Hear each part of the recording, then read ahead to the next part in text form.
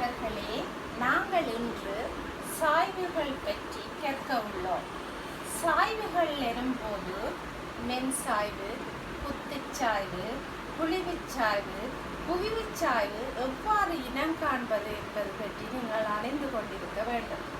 முதலில் மென்சாய்வு, அதை நாங்கள் இலகுவாக அடையாளம் கண்டு கொள்ளலாம். சமயக்கோட்டு இடைவெளிகள் 5 காணப்படுமாக இருந்தால் அது மென்சாய்வு ஆகும்.